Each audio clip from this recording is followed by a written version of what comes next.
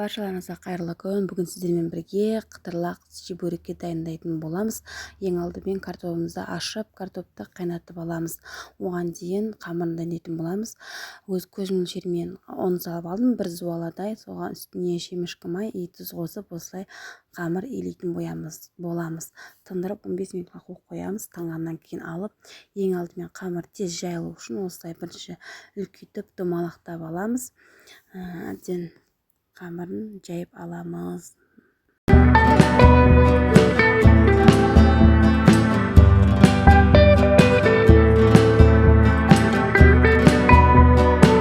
Қамырымызды жайып дайындап алғаннан кейін картошкамызды әбден осылай езіп, үстіне бұрышымызды және де кішкене сүтімізді құйып, әбден араластырып аламыз. Одан кейін қамырымызды осылай майонездің, сметананың қауашағымен домалақтап кесіп аламыз.